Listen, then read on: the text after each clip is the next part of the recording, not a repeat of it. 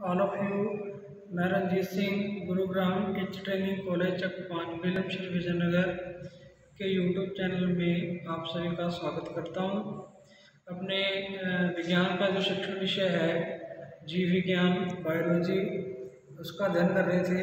पीछे वाली वीडियो के अंदर अपने जीव विज्ञान शिक्षण विषय का जो टॉपिक था अपना शिक्षण सहायक सामग्री, उसके अंदर उसका जो शिक्षण सहायक सामग्री का एक प्रकार था वो अपने पढ़ा था। वो जो दृश्य सहायक संसाधन थे, ठीक है। उससे पहले अपने श्रव्य सहायक संसाधन पढ़ लिए थे। फिर अपने कल वाले वीडियो के अंदर दृश्य सहायक संसाधन जो है, ठीक है, जिनको देख करके बच्चे उनसे अध्ययन में सहायता प्राप्त करते हैं, उनके बारे में अध्ययन कर रहे थे कल अपने।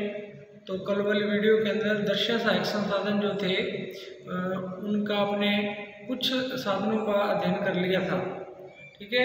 मुझे उम्मीद है भी आपने वीडियो देखी होगी, आपको समझ में आ गया होगा।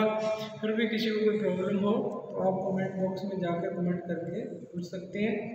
तो दृश्य सहायक संसाधन अपना आज का भी यही टॉपिक है, ठीक है। सब्जेक्ट अपना पेडागोजी और बायोलॉजी, और टॉपिक अपना रहेगा इसमें विजुअल टीचिंग एड्स, दृश्य सहायक संसाधन शिक्षण में जो सहायता करते हैं। तो इसमें कल अपने जो पढ़ लिए थे, ठीक है, उसके अंदर अपने अब आगे वाले जो संसाधन हैं इनका अपने आज अध्ययन करेंगे। कल आपको मैंने कुछ पढ़ा दिए थे, उसके अंदर लास्ट अपने जादू की लालटेन के बारे में पढ़ा था, ठीक है।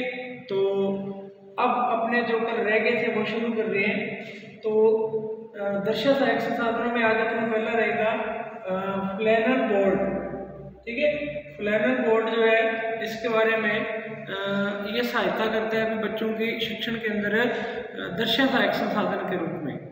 तो फ्लैनर बोर्ड जो है इसको बनाया कैसे जाता है, इसको बनाने के लिए इसका जो साइज है वो निर्धारित है कि प्लाई बोर्ड या हार्ड बोर्ड जो है उसको लेना है अपने को।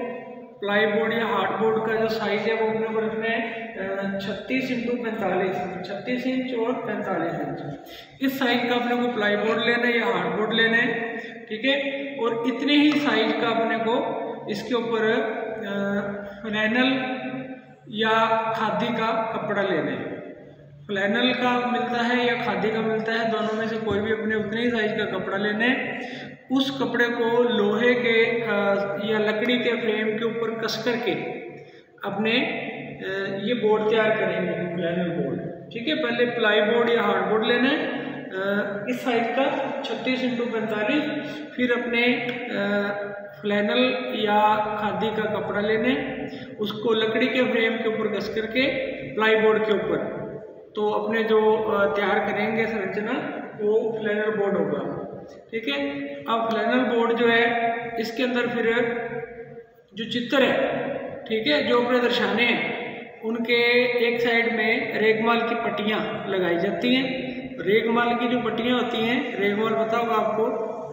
अब रेगमाल की जो पट्टियाँ हैं उनको एक साइड लगाया जाता है, और वो जो पट्टियाँ हैं ताकि खुरदरी रहे, जो उनकी खुरदरी सतह होगी उनको पीछे की साइड में रखना है। इसके अंदर रेगमाल की पट्टियाँ होगी, ठीक है, वो लगाई जाएंगी चित्रों के एक साइड में, और इनकी जो खुरदरी सतह होगी उनको पीछे की तरफ रखा जाएगा ताकि उभरा हुआ भाग उसका सामने की तरफ रहे, ठीक है। अब इसको अपने क्या करना है, फिर ये इसके ऊपर जो अपने चित्र दिखाना है या अपने कोई चार्ट है या डायग्राम है, तो उसको अपने इसके ऊपर रखेंगे जो अपने तैयार किया बोर्ड, और उसको थोड़ा सा दबाएंगे। दबाने से वो जो उभरा हुआ अपने को साफ साफ दिखाई देगा। तो अलग अलग चित्रों को अपने इसके अंदर अलग अलग एक एक करके बारी बारी से लगा करके देख सकते हैं। तो कक्षा में बच्चों को ये बोर्ड के ऊपर जो चित्र है या कोई चार्ट है ना, उसको अपने लगा करके आसानी से समझा सकते हैं, ठीक है। इसके बाद अपने पास अगला है दृश्य सहायक संसाधन चित्र विस्तारक यंत्र। चित्र विस्तारक यंत्र जो है इससे पहले अपने कल पढ़ा था जादू की लालटेन। जादू की लालटेन में हमने पढ़ा था कि वो जो चित्र है उसको बड़ा करके दिखाते थे, ठीक है। तो ये भी उसी का एक रूप है, उससे मिलता जुलता ये चित्र विस्तारक यंत्र। नाम से पता चल रहा है चित्र को विस्तारक करने वाला। विस्तारक मतलब बड़ा करके दिखाने वाला। अब अगर विद्यालय के अंदर लाइट की व्यवस्था व्यवस्था है, बिजली है, तो इस साधन का उपयोग बड़ी आसानी से और बड़े जो है कम खर्चे में किया जा सकता है। इसके अंदर चित्र विस्तारक यंत्र में क्या होगा कि अपने जो भी चित्र या अपने कोई चार्ट या अपने कोई रेखा चित्र दिखाना चाहते हैं बच्चों को, तो उसको अपने क्या करेंगे, इसके अंदर पहले शिक्षक क्या करेगा, एक कागज के ऊपर या शीट के ऊपर उनको जो विषय वस्तु लिख लेगा या वो चित्र उसको बना लेगा। फिर अंधेरे कमरे के अंदर उसको क्या करेगा, पर्दे के ऊपर, है ना, उसको इस यंत्र के अंदर उस कागज को जिसके ऊपर विषय वस्तु लिखी है डायग्राम बनाया लगा करके, तो उसको अपने सामने जो है पर्दे पर आसानी से इसके द्वारा बढ़ा करके देख सकते हैं। तो इसका उपयोग आजकल जो है महाविद्यालयों के अंदर किया जाता है। प्रशिक्षण जो प्राप्त करते हैं बीएड के विद्यार्थी, उनके लिए सामान्यतः इसका उपयोग करते हैं विद्यालयों के अंदर, महाविद्यालयों के अंदर। तो चित्र विस्तारक यंत्र यादों की लालटेन से मिलता जुलता ही है, फर्क इतना है कि इसके अंदर शिक्षक जो विषय वस्तु उसको पहले लिख लेगा किसी पेज पे, है ना, फिर उस शीट को जो पेज बनाया है इसके अंदर लगाया जाएगा और सामने अंधेरे कमरे के अंदर पर्दे पर इसको दिखा दिया जाएगा। तो बच्चे इसको देखते हैं, ये देखने में रोचक भी लगता है, अधिगम क्षमता बच्चों की बढ़ती है और खर्चा भी इसका कम लगता है। इसके बाद अगला अपने पास है ओवरहेड प्रोजेक्टर। ओवरहेड प्रोजेक्टर जो है, इसके अंदर भी कोई भी चित्र है, कोई भी विषय वस्तु है, उसको बढ़ा करके ही दिखाया जाता है। अब ओवरहेड प्रोजेक्टर और विस्तारक यंत्र में फर्क है। ओवरहेड प्रोजेक्टर जो है ये क्या करेगा, चित्र को या कोई स्लाइड बनी हुई है पहले से, ठीक है, उसको बढ़ा करके दिखाएगा, ठीक है। इसके अंदर भी इसको अपने कोई पर्दा होगा, उस पर्दे के ऊपर कोई अपने चित्र जो है इसकी सहायता से उसको बढ़ा करके दिखा सकते हैं। इसका उपयोग भी अंधेरे कमरे के अंदर ही किया जा सकता है, ठीक है, ताकि साफ और स्पष्ट दिखाई दे बच्चों को। अब चित्र विस्तारक यंत्र जो था ये चित्र को बढ़ा करके दिखाता है, पहले लिखना पड़ता है, लेकिन ओवरहेड प्रोजेक्टर के अंदर चित्र को लिखने की जरूरत नहीं है। जो मानचित्र है या कोई चित्र है, रेखा चित्र है जो बना हुआ है पहले से रेडीमेड, उसको अपने इसके अंदर लगा करके और आसानी से इसके बारे में अपने अध्ययन विषय वस्तु का कर सकते हैं। इसके बाद अपने पास अगला आ जाता है स्लाइडें, फिल्म पट्टियाँ और चित्रदर्शक। तो पहला इसमें स्लाइडें, स्लाइडों के बारे में विज्ञान वाले बच्चों को पता है कि स्लाइडें तैयार की जाती हैं विज्ञान के अंदर, प्लांट की भी होती है और एनिमल की भी होती है, ठीक है, अलग अलग ऑर्गन की या किसी की ऑस्टोलॉजी, किसी की आंतरिक संरचना, किसी का भी अध्ययन करना हो तो उसकी स्लाइडें भी बनाई जाती हैं, माइक्रोस्कोप में लगा करके उनके द्वारा हम आसानी से उसका अध्ययन कर सकते हैं। तो जो स्लाइडें हैं ये कांच की, आपको पता है, पट्टी होती है पारदर्शी, उसके ऊपर स्लाइड तैयार की जाती है, ठीक है। अब वो जो स्लाइडें हैं बनी बनाई, इन स्लाइडों को बच्चों को माइक्रोस्कोप में लगा करके या विस्तार के यंत्र में लगा करके बच्चों को आसानी से इसका अध्ययन करवा सकते हैं। अब जो स्लाइडें हैं इनको अपने जो वो चित्रदर्शक लिखा हुआ जिसको प्रोजेक्टर कहते हैं, ये ओवरहेड प्रोजेक्टर है, उसको कहते हैं प्रोजेक्टर, चित्रदर्शक को। तो प्रोजेक्टर के अंदर क्या करते हैं, स्लाइडों को लगाया जाता है और चित्रदर्शक क्या करते हैं, स्लाइडों को बढ़ा करके बच्चों को दिखाता है, बच्चे उसको देख करके आसानी से अध्ययन कर सकते हैं। स्लाइडें, इसके बाद फिल्म पट्टियाँ होती हैं। फिल्म पट्टियाँ जो हैं इनको तैयार किया जाता है। अब फिल्म पट्टियाँ जो है, फिल्म स्ट्रिप कहते हैं जिसको इंग्लिश में, ये दो प्रकार की हो सकती हैं, मुख और समाक, ठीक है। फिल्म पट्टियाँ दो प्रकार की हो सकती हैं, मुख पट्टियाँ और समाक पट्टियाँ। मुख पट्टियाँ जिसमें केवल चित्र दिखेगा, ध्वनि रिकॉर्ड नहीं होगी, ध्वनि मतलब आवाज नहीं आएगी। और समाक फिल्म स्ट्रिप या फिल्म पट्टियाँ वो होती हैं जिनमें आवाज भी आती है, मतलब ध्वनि भी सुनाई देती है और चित्र भी दिखते हैं, तो दोनों प्रकार की हो सकती हैं। अब फिल्म स्ट्रिप जो है ये बनाई जाती है विशेष प्रकार के रासायनिक पदार्थों का उपयोग करके, ठीक है। जैसे पहले वाले समय में जो कैमरे थे उनसे ब्लैक एंड व्हाइट फोटो ली जाती थी तो उसमें फिल्म पट्टी लगती थी, ठीक है। तो वैसे प्रकार की ये होती है फिल्म पट्टियाँ और विशेष प्रकार के रासायनिक पदार्थों का उपयोग करके इनको बनाया जाता है। फिर ये फिल्म पट्टियाँ जब तैयार हो जाती हैं तो इन फिल्म पट्टियों को चित्रदर्शक मतलब प्रोजेक्टर के अंदर लगा करके और उनको आसानी से अपने देख सकते हैं, बढ़ा करके बच्चों को दिखाया जा सकता है। अब जो प्रोजेक्टर है इसके अंदर जो फिल्म पट्टियाँ लगाई जाएंगी तो उनको उसको अपने एक एक करके क्रम से, निश्चित क्रम से अपने देख सकते हैं बार बार। ठीक है। अब चित्र दर्शक मतलब प्रोजेक्टर और ओवरहेड प्रोजेक्टर दोनों में ये फर्क भी है। इसके अंदर जो अपने चित्र या स्लाइड देखेंगे लगा करके, फिल्म स्क्रिप्ट जो है जो स्लाइड है वो इसमें भी देख सकते हैं, उसमें भी देख सकते हैं।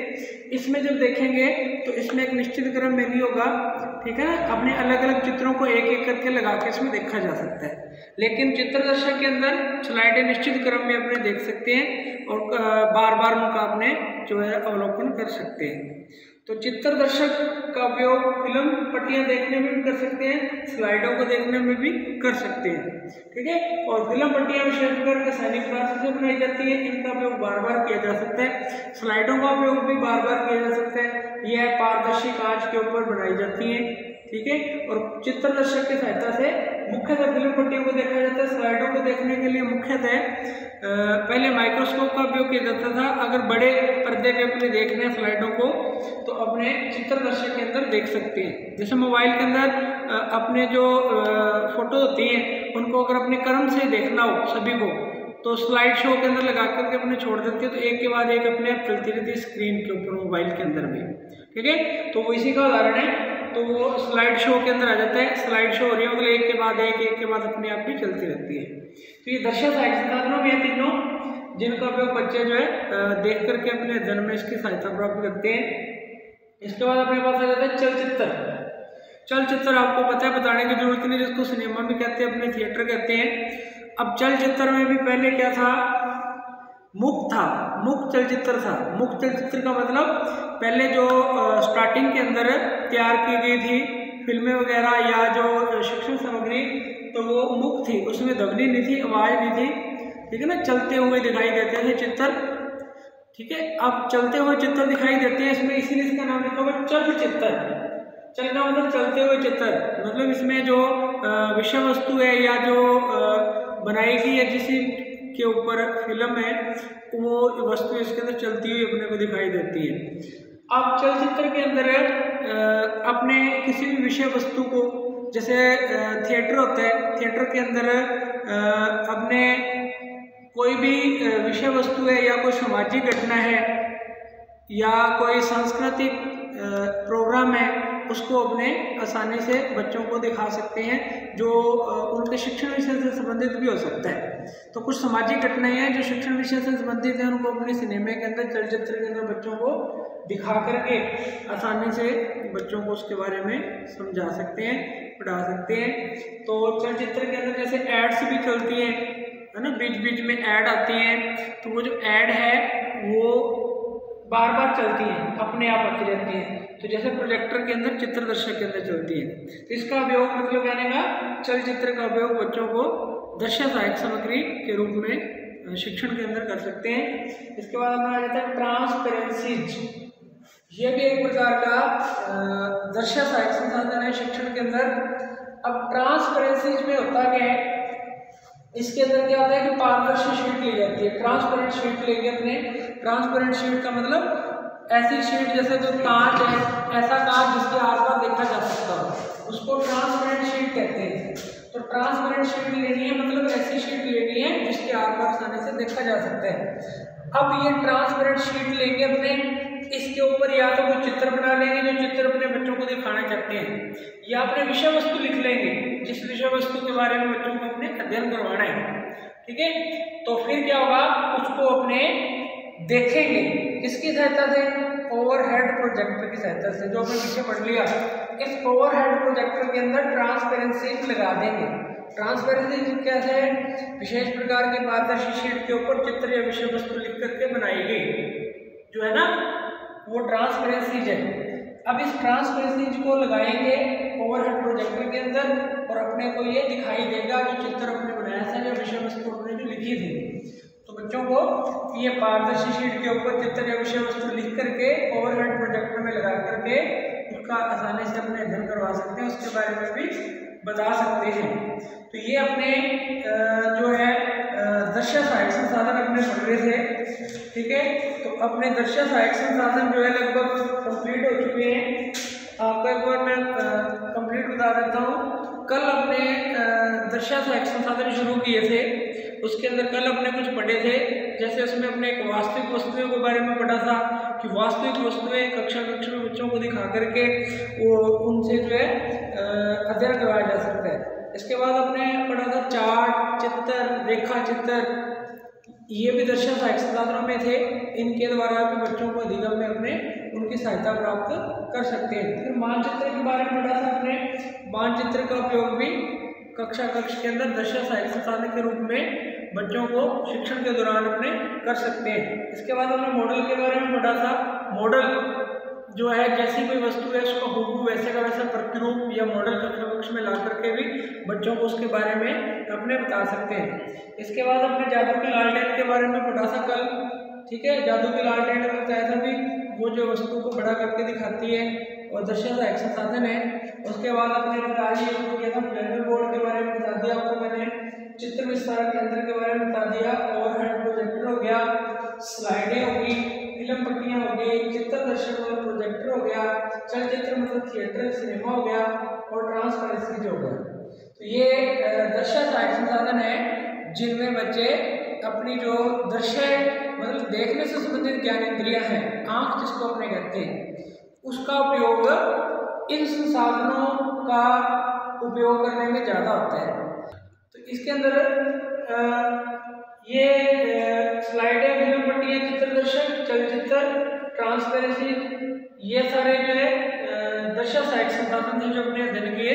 इसके अलावा और बहुत सारे दर्शन सहायक संसाधन हैं, इनमें जो मुख्यतः अपने यूज करते हैं शिक्षक और बच्चे दोनों ही। एक है अपने पास श्यामपट्ट, जिसपे ये लिखा हुआ मैटर आपके सामने दिख रहा है, ये मैंने श्यामपट्ट के ऊपर लिखा है, ब्लैक बोर्ड कहते हैं जिसको। तो श्यामपट्ट जो है इसका उपयोग भी बच्चों को दर्शन सहायक संसाधन के रूप में सिखाने के लिए विषय वस्तु को किया जाता है ना। तो आप इसका भी इसके अंदर वर्णन कर सकते हो, जो अपने कहते हैं इसको श्यामपट्ट,